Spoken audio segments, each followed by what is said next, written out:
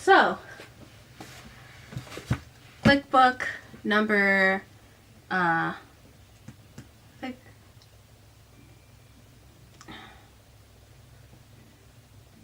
12? No. Maybe. These boots are made for stalking. A pretty good one, actually. Crazy. But we finally have some goddamn resolution. We have some growth.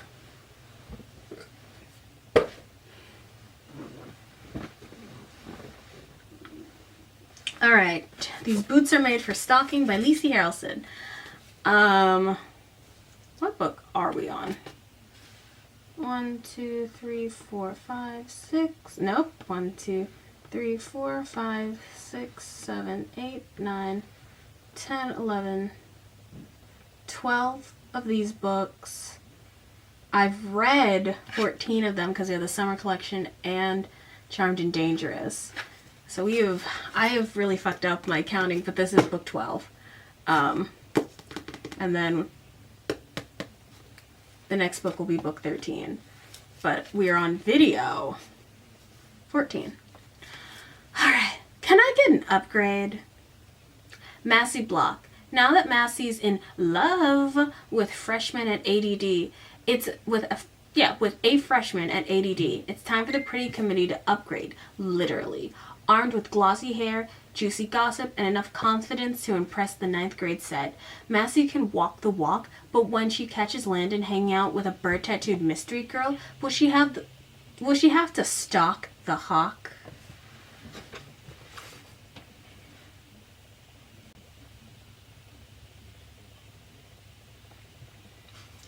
Alicia Riviera thought she and Josh Holt were a perfect fit until she found out they were the same clothing side.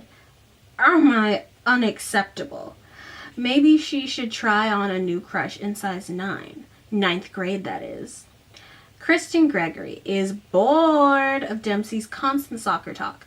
When a high school hottie makes a play for her attention, she may need to dropkick her old crush to the curb. Dylan Marvel loves lip-kissing Darrington, but when he loses a bet and has to wear his clothes backwards, all bets on another smooch session are off. Claire Lyons is clinging to 8th grade like ugly on a Kmart jumper. Why grow up before you have to? But if she refuses to trade Cam in for a 9th grade crush, will her friends outgrow her? Whew. It was an interesting one. I read this book. I keep quarter tabs, so this is the first quarter, second quarter, third quarter, fourth quarter, and this second quarter tab is the halfway mark of the book, and then this last tab is the last fourth. So really the book is broken up into fourths, but I just need is broken up into thirds, but you know what I know what I need. So I read it in about 4 like big sit-down sessions to read it. Got it done relatively quickly after Charmed and Dangerous. This should be coming out the first week of April. I know I spent like a whole year doing these videos and getting one out almost consistent. Oh my god! Do I have a card in here?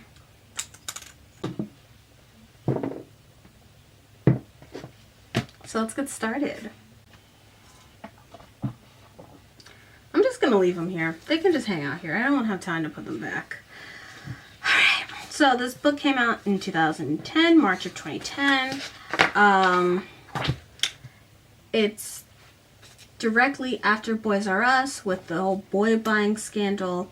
It's October. We're moving quickly again. We like dragged our asses through September. But we are running to the end of the year. So this book comes out in 2010. All the girls are back together. They've all forgiven each other after the buying friends debacle and the boyfriend stealing and the crush stealing. And so it's the day before Halloween. They're getting ready together. They're going to be trampires because it's 2010. and Twilight is the biggest thing on the planet for teenage girls, so it's that o'clock. She wants to hang out with Landon Crane. Landon Crane has a dog named Bark Obama. So she texts him and is like, we're going to go trick-or-treating because, you know, very 8th grade. She's like, hey, do you want to go trick-or-treating with us? And he's like, no, I'm going to watch scary movies with my friend. She's like, oh, yeah, totally. And he's like, oh, yeah, you can bring Bean over. The dogs can have a doggy date, whatever. And she's like, yeah, totally.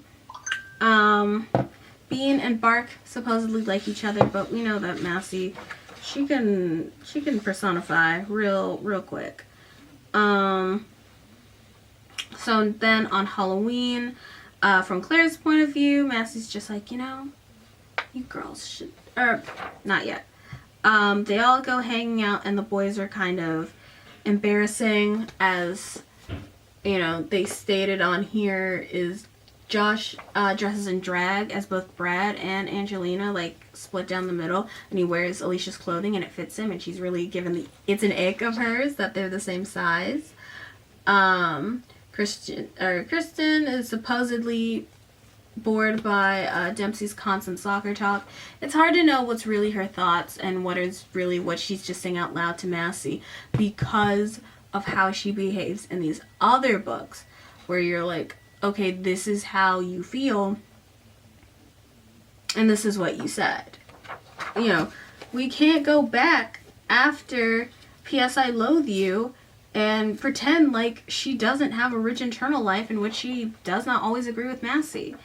And also going back to, you know, Charmed and Dangerous, where we know she'll lie to keep her friends. And then Dylan, you know, it is annoying that Derrickson is always losing bets constantly. And Cam is all milquetoast and whatever, but they're embarrassing on Halloween. Massie's like, you should get older crushes. So the girls start thinking about it. They can't stop playing football, you know? It's the same shit as the other book, and as P.S. I Loathe You. These two have, I would say this book is really where, you know, it has the issue. The girls do some trick-or-treating. They go to the house that just has a take whatever you want bowl and leave. They look inside the house and they see Landon hanging out with some girls and some boys, and Massie immediately freaks out into jealousy mode. They knock, they go inside, and the boys are, you know, our boys, Pretty Committee boys, our Briarwood boys are big, stupid boys. The 9th graders are like, we're trying to watch our movie. We're just so above it all because we're in 9th grade.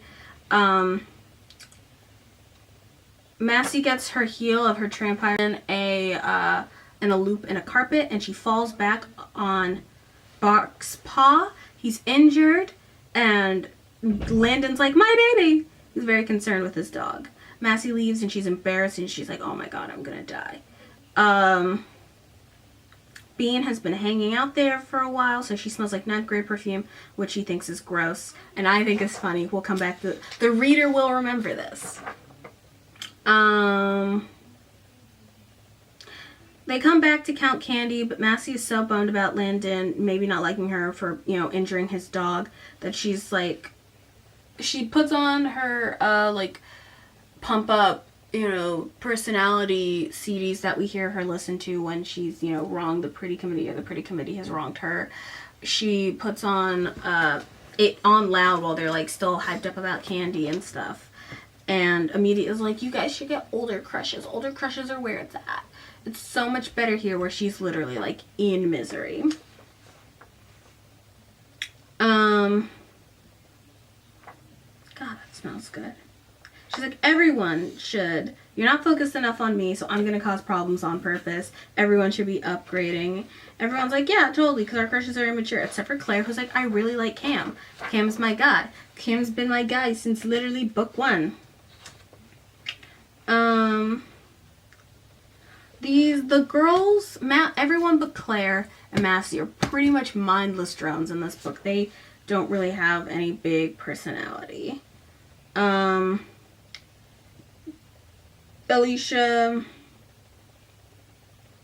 worried about them being immature. Kirsten's like, well, The boys don't even go to OCD anymore, so what does it even matter? The girls hang out at Landon's mom's store, Marc Jacobs boutique, to find a gift. They end up essentially buying a dog baby monitor that goes in the collar.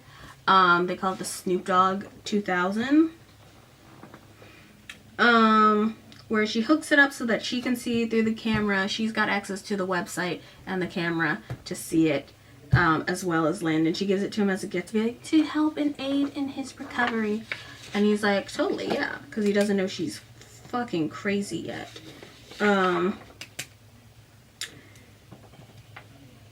So she hooks it up so she can stalk Landon. That's the plot of this book. She continues to stalk Landon through increasingly insane means while also trying to get her girlfriends to date older boys. Luckily, the older boys are not like crazy older. It's not like Alicia in 7th grade trying to date a boy who could drive a car by himself. No, it's normal. It's normal, just an 8th grader wants to date a 9th grader. Thank God. And it's very funny because as a person who's lived many years, I can't think of something from when I was in high school that would have been more embarrassing than choosing not to continue dating your girlfriend that you had when you were in middle school, but to actively choose to date an 8th grader when you're in the 9th grade. Like on the other side, I know why it works for them. It's an upgrade for the 8th grader. But for the 9th grader, you're choosing to date a child. They can't even go to, like, prom or a homecoming. Like, you have to get parents' permission for them to come to the... I can't imagine. I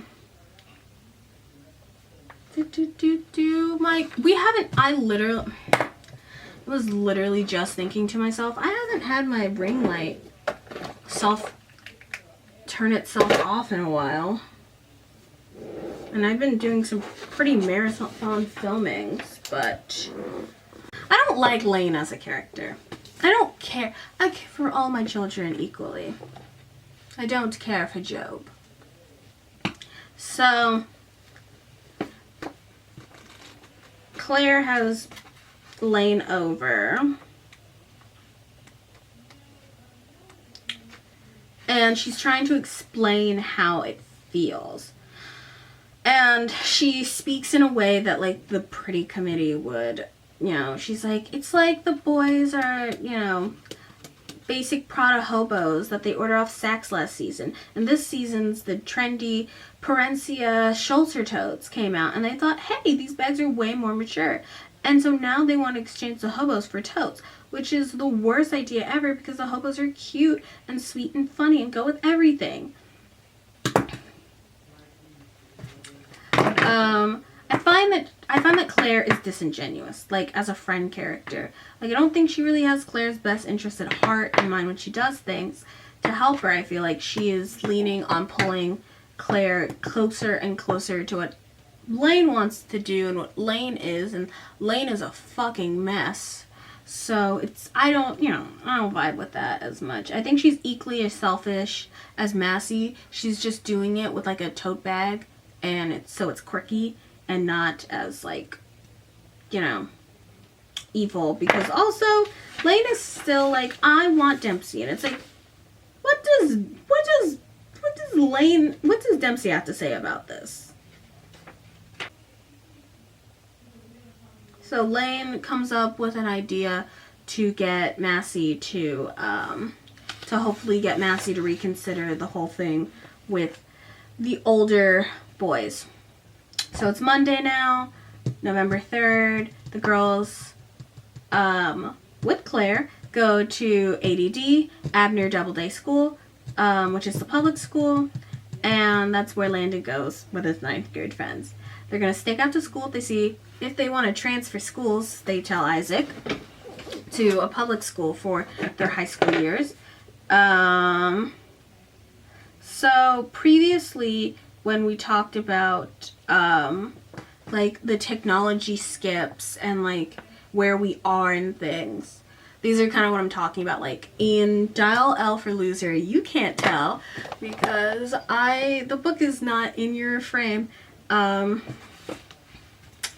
In Dial L for loser. They talk about MySpace pages and things. And I don't think they actually ever talk about Facebook because they're not college age. So I don't think Lisi thought that that was something a child would be interested in. But like Twitter, by this point we all know that children of their age were totally into, you know, social media. So they're on Twitter now talking about tweets. Any like thoughts, previous technology skips? We go through all the different iconic phones of the mid 2000s forward. Now Massie she used to have a new phone in every book. She's now kind of settled on the whatchamacallit, the iPhone. She's had an iPhone for 2 or 3 books at this point. And it's also like the 3rd iPhone, I believe. What iPhone came out in 2010? iPhone 4. According to Wikipedia, following a number of notable leaks, the iPhone 4 was first unveiled on June 7, 2010, at Apple's Worldwide Developers Conference in San Francisco. Thank you. So I was right. It was the iPhone 3. But it was the iPhone 3 that everyone hated because they didn't like the name. Because it wasn't called the iPhone 4 or 3. It was called like the new iPhone. And people were like, that's stupid. And I believe this is also one of the ones with the like small screen, big bezel. So that is the first iPhone to come with like Wi-Fi capability. And also, you know, the ability to go to like websites and things. Yeah. She's like everyone's constantly tweeting. Josh talks about tweeting. Massie talks about tweeting. She throws tweeting in there. They're no longer talking about MySpace. They're fully on Twitter. Massie sends out little blasts, Gossip Girl style, to talk about things and to get the idea of certain things into people's minds. Massie is looking through at Abner, and then they go around the school and they see Massie in a circle. There's girls around there, and she texts him like, oh, hey, you want to meet up? And he is like, oh yeah, totally. And she's like, actually, how about tomorrow? Or how about Sunday? I'm busy right now, but like, hey, you know, it'd be cool to talk to you, hang out with you. She invites him. And then she heads home from ADD. She like immediately is like, we gotta go. We can't. Shut up. We can't be doing this right now. I just knock off glitter on my face. So she invites Landon and Landon's friends to come use the spa because she thinks, oh yes, it'll make Bean feel so much better. Claire's not interested in making out with these 9th graders boys, and she just wants to hang out with her Cam and her friends. Claire keeps trying to cook up, tries to keep everything up, to cook up ways to keep everything the same. Things must change. Like, you must grow and change and move on and evolve. However, Massie is also like forcing the move to happen in a way that is unnatural and just waking up and dictating to her friends. Actually, all of us have to break up with our boyfriends because I said so. So now it's a Tuesday. They're going to meet up with him on Friday. The girls pick up their 9th grade sexy looks, and they're like models for who they're going to be, but sexy. They're older. They're not even older looks or fashion icons because they've been dressing like 42-year-old senators' wives. They've been giving Abby Shapiro the entire book and have in fact called other girls who dress either like a 12-year-old girl should or in a outwardly slutty way, like tramps and sluts, and you know, I don't think they ever went as far as calling them whores, but you know, they've done all that. But they're looking at bathing suits and things, and they're gonna sexy it up, and they're gonna wear bikinis.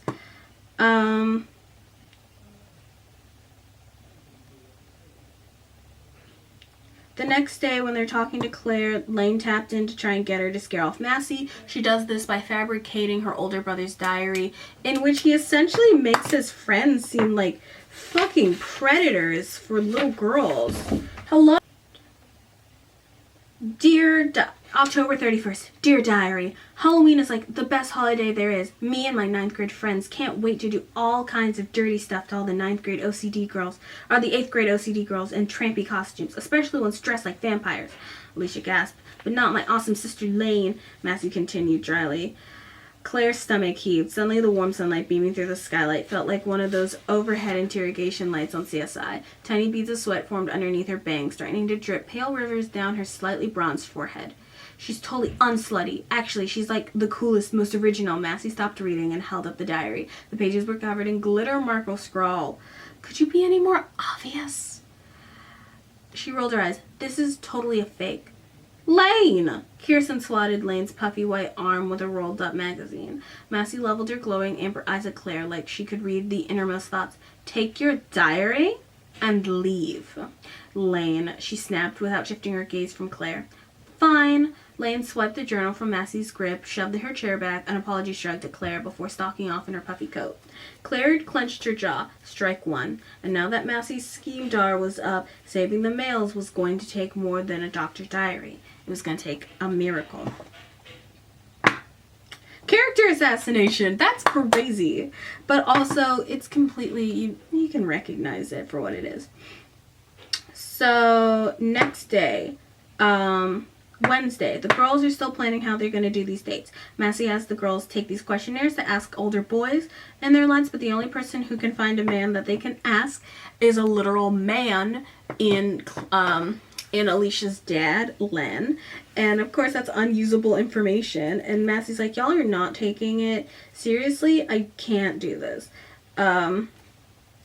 She's like, I can't deal with this. You guys go, just show up here at 6 o'clock on Friday. Okay, gonna run through this third page and then I'm gonna go eat. So the next day, Lane is still trying to get Massie to reconsider. Claire and Massie are trying to get Lane to reconsider. Claire and Lane are trying to get Massie to reconsider. They essentially do what would be an email chain between the two of them and then accidentally CC Massie in on it so that she could see how they were talking so positively about the boys. They're doing this in the bathroom, and of course, Massie's in the stall. Always check before you do your dirt. Massie is in the stall currently checking up on Bark on the Snoop Dogg app. So this plan gets foiled, and Massie's like, I'm watching you. I know what you guys are doing. So Friday, 6 p.m., the girls are all wearing their bikinis and cute things. Landon and the boys show up with friends Luke and Doug and some Ohos. And one of the boys is really into Kings of Leon. It's involved. Then comes in Claire with the 8th grade boys. I guess to shimmy up the shenanigans.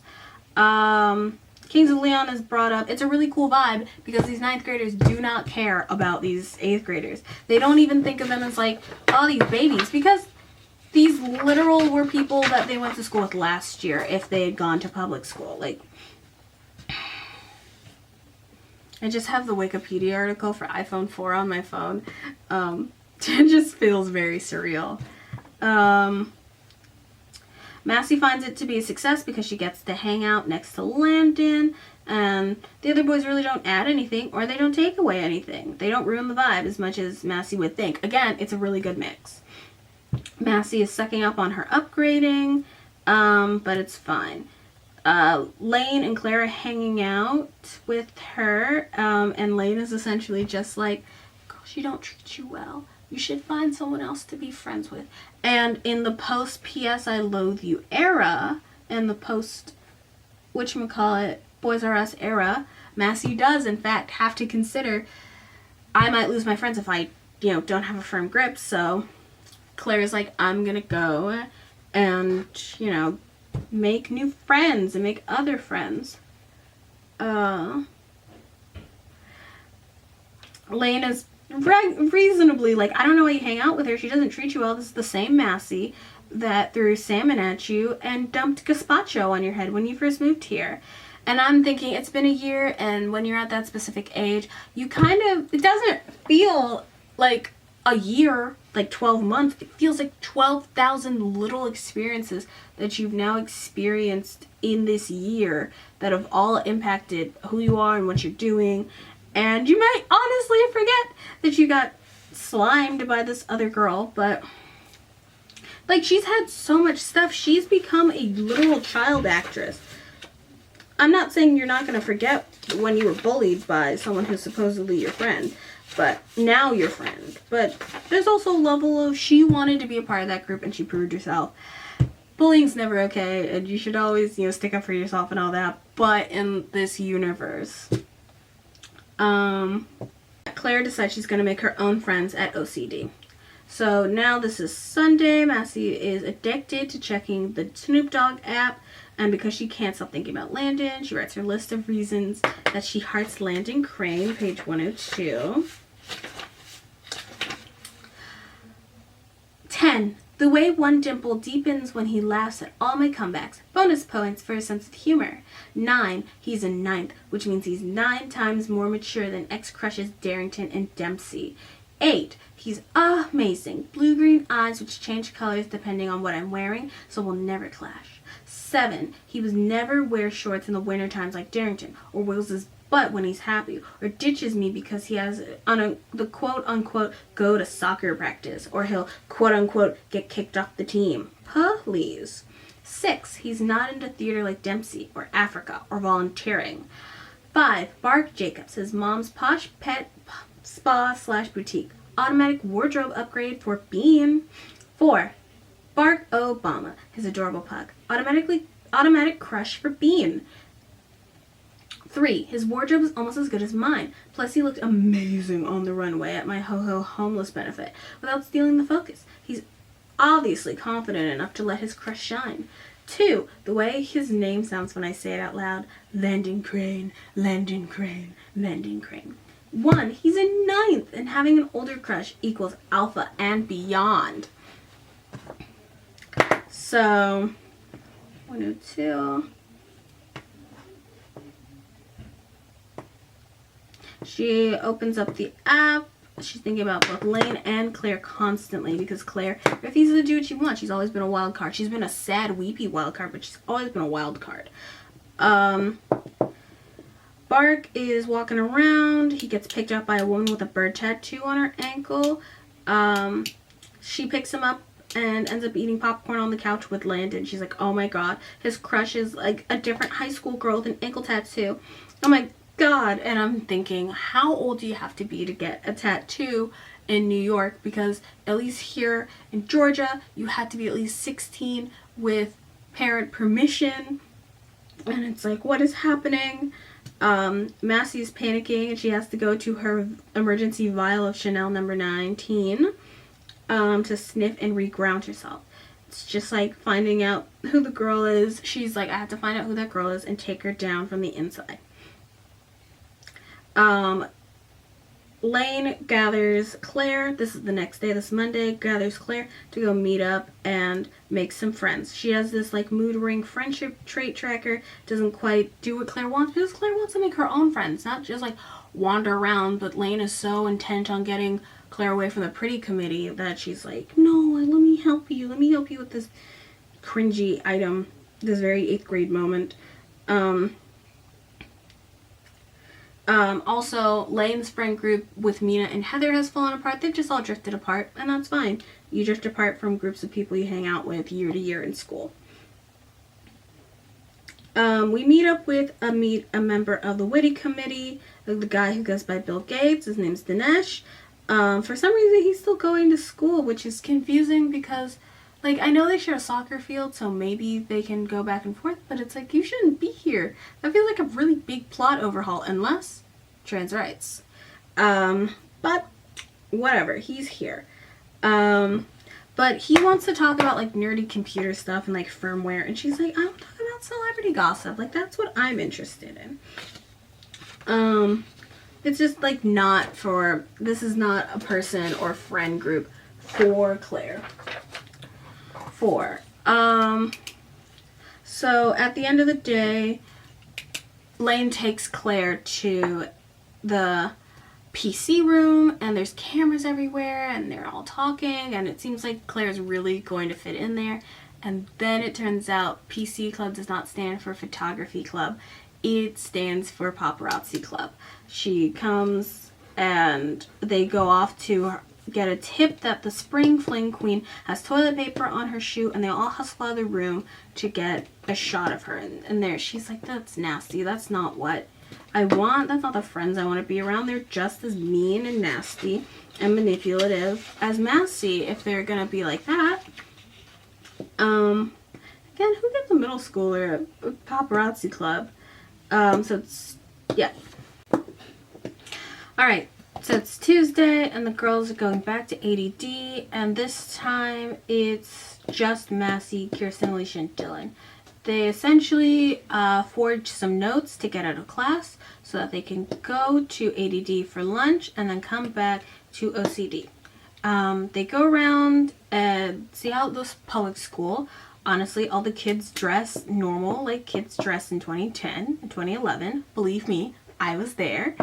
They're wearing sweatpants and, leggings and colored candy skinny jeans, Target and Kmart clothing, mostly Kmart, the Miley Cyrus collection.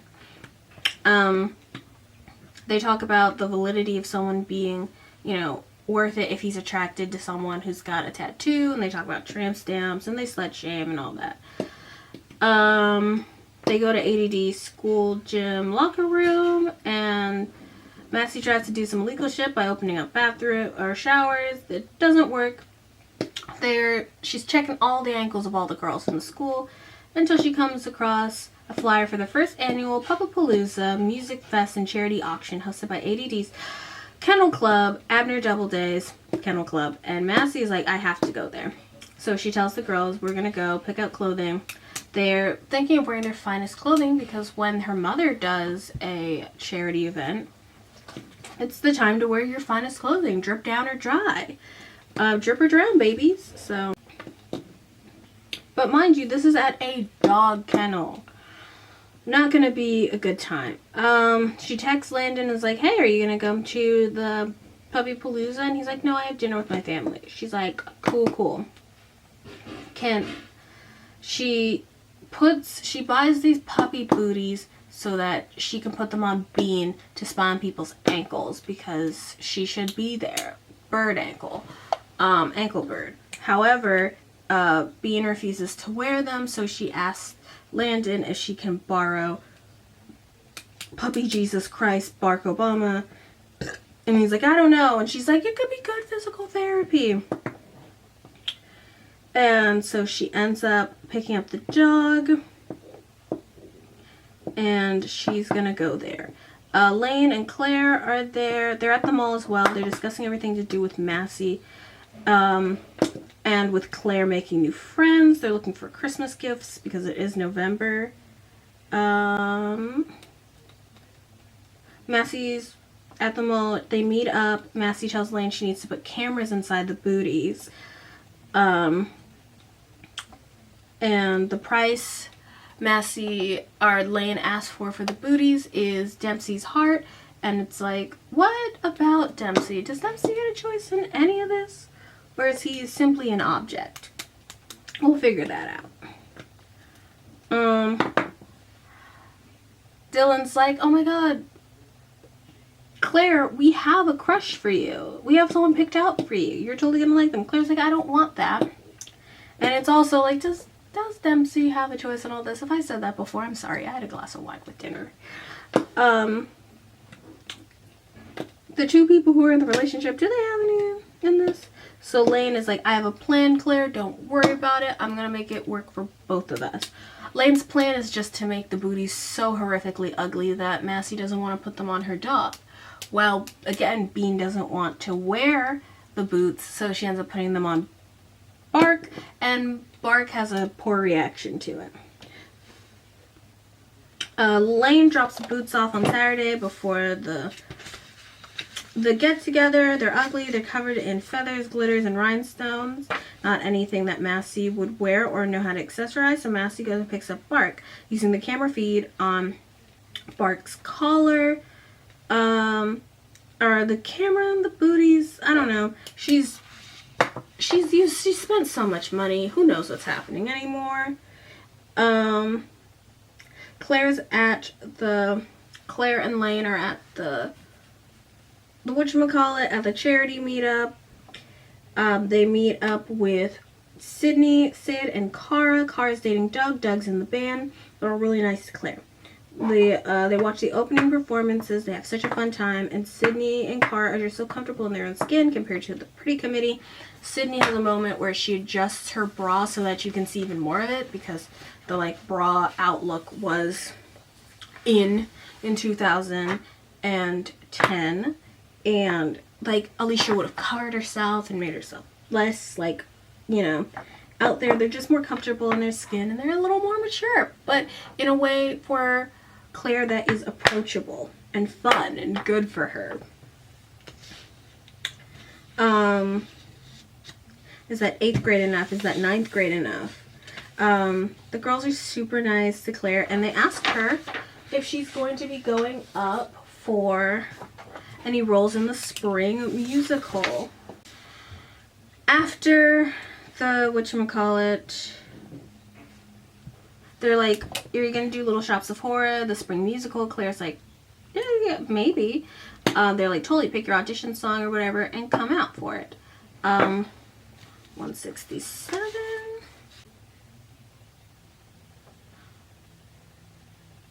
Behind her, the pretty committee was standing shoulder to shoulder in full hair and makeup, cocktail dresses, and heels that were slowly sinking into the grass like it was quicksand. At one of the block's events, the girls would have looked photo shoot chic, but in the middle of a dog part, they looked overdressed and out of place. Ooh, it was like seeing the cast of Gossip Girl in the frozen food grocery store aisle.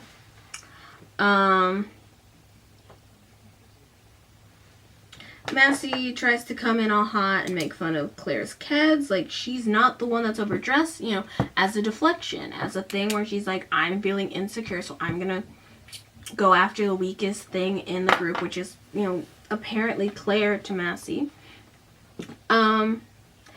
Massie is excited that Claire came because she's like, oh yeah, I can get her, you know, upgrade her to some 9th graders, 9th grade boys, but not 9th grade friends. Massie tries to attack Claire's kids. Sydney's like, I think they're cute, which is hilarious because in the next 4 to 5 years, Taylor Swift will take over the white girl gang with these kids.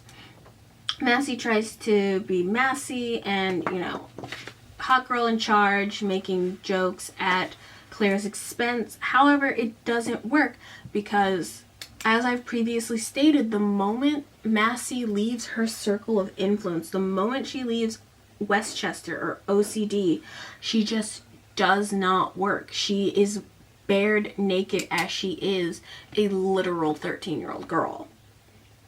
You hold no power here. So she's just embarrassing. 169. I think the kids are adorable. Sid adjusted her bra strap. Totally retro.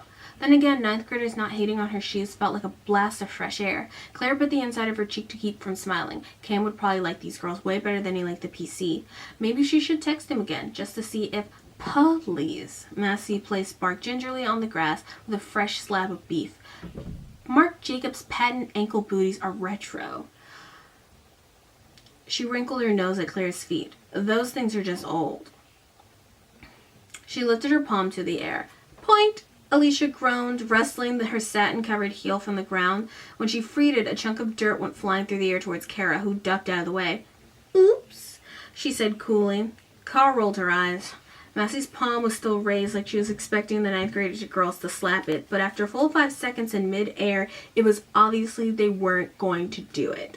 Massie's eyes widened slightly and she went toward the PC for help, but Dylan was too busy shoveling 3 wedges of cheese in her mouth to notice, and Kirsten was kneeling in her silver sheath dress, petting Bark. Claire cringed, contemplating high-fiving Massie herself. Seeing them this overdress was painful enough, but if they didn't seem to mind, this was brutal.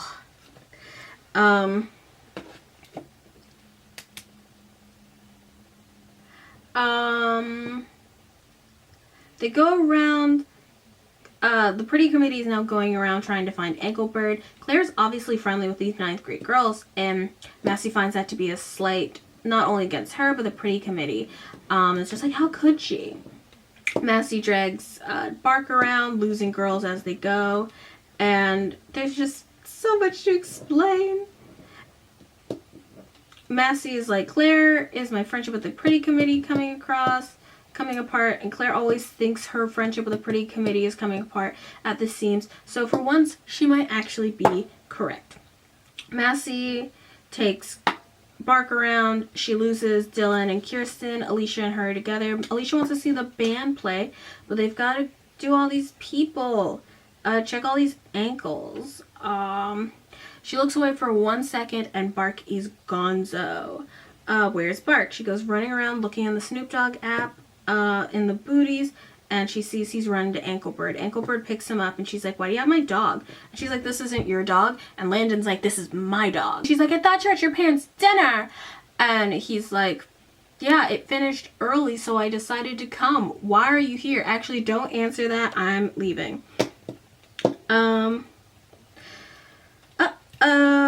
The rest of the girls are watching the band play, and Alicia's like, should we call Isaac? And Massie can't even turn on her phone because the battery's dead, because iPhones, notoriously bad battery life like that. Like, she's just like, just defeated. So she goes home, and all the things she normally does to pep herself up, as she did at the beginning of the book, aren't working. She decides that she is, next morning, so this Sunday, Massie decides she's going to go to Landon's house and stalk outside of his house, sitting in the bushes for an hour. She just sits there and waits, and then Engelbert shows up driving her own Mini Coupe, and I'm just thinking, again, you know that this girl has to be older, because what child can drive a Mini Coupe? I'm going to plug in my laptop. She shows up, goes into Landon's house, is in there for an hour, picks up Bark, comes out, taking Bark on a walk. Massie's like, I guess I'm going. Follows behind her. Engelbert's like, I know you're there. I can smell your old lady perfume. Chanel number 19.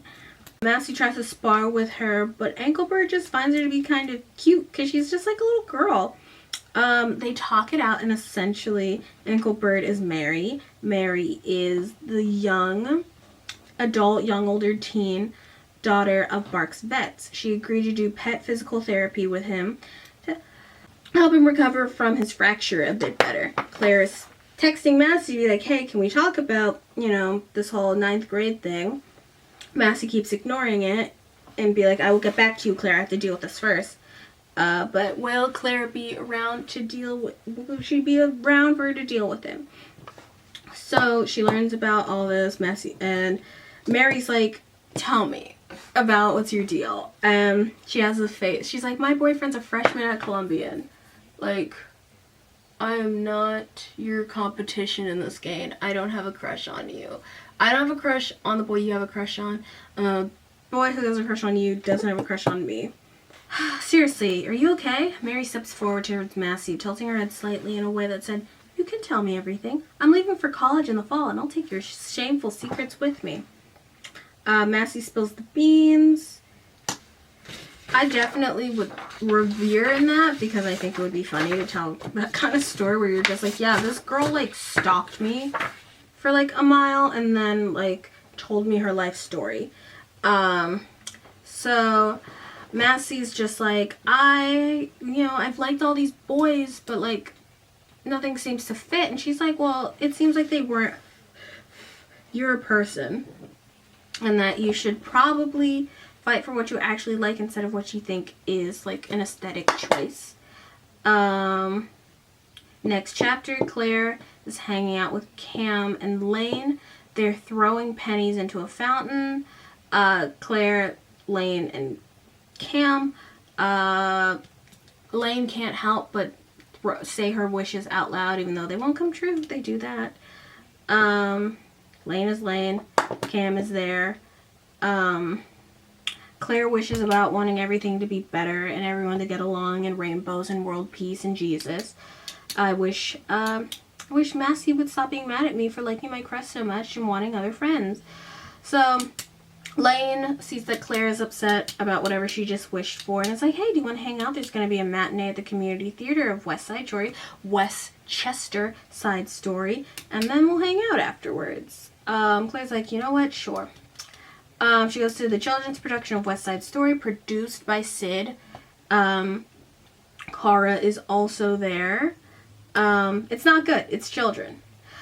Back with Massie. Massie goes up to Landon's door and is like ready to present her most full alpha XYZ. This is why you should like me kind of situation. And at the end, she opens up the door. She comes inside and then immediately mouth vomits the truth about her feelings.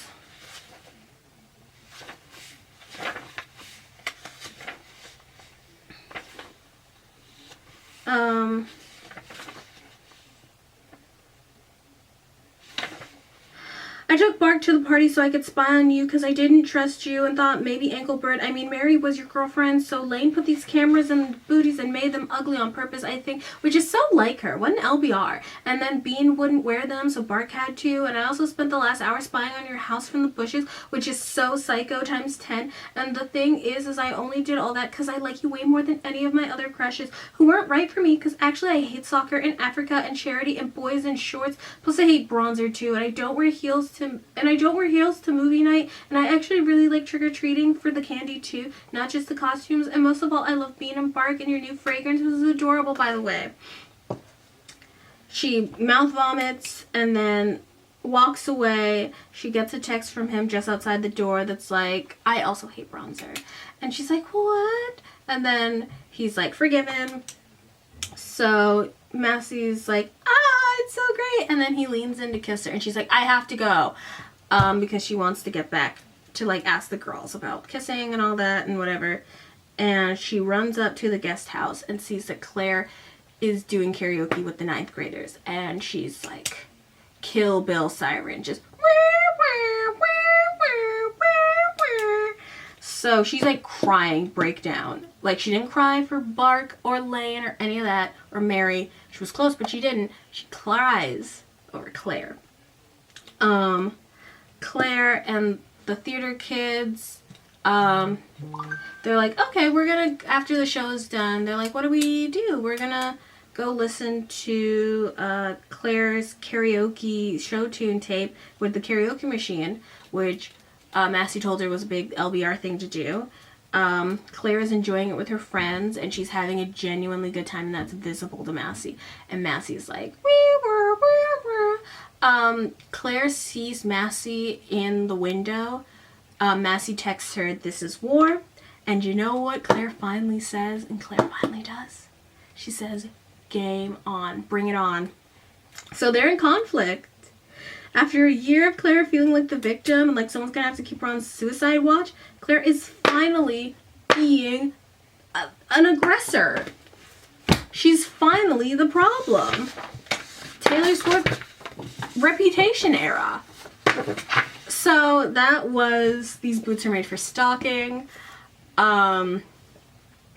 Crazy, honestly. Good though. I like that it was, I know I complain about not getting all the girls' point of view, but honestly, there's a lot happening, so I'm honestly glad that we just got these two. I wish the other girls in the book weren't just paper cutouts parodying back what Massie says, because we know now. We have a year's worth of books to tell us we know that these girls don't just automatically parrot back what Massie says.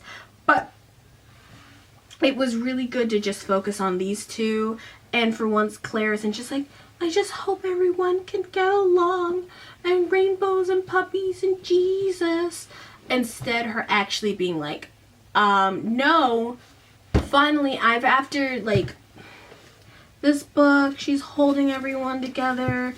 This one, she's trying to hold everyone together.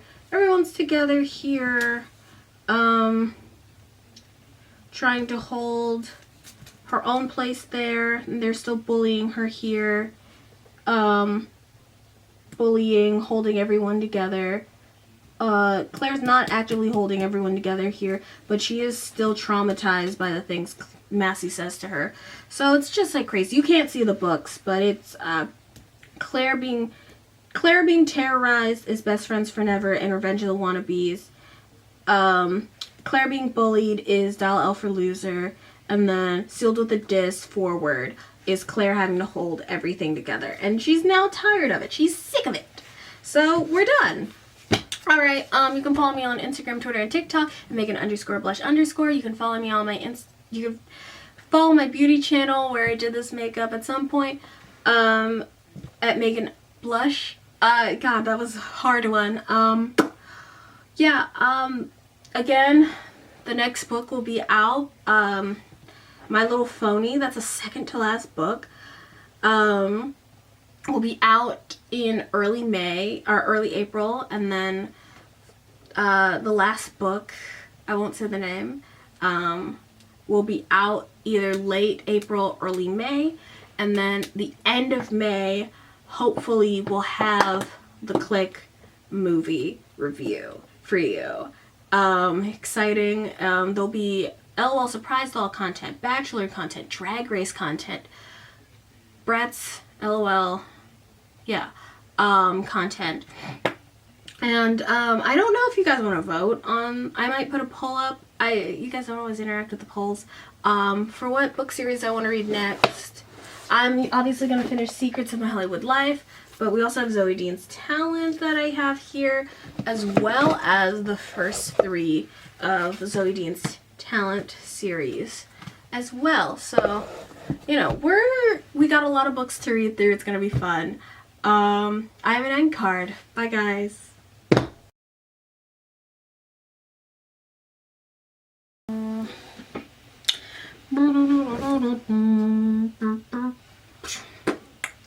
I bet you're wondering what book is next.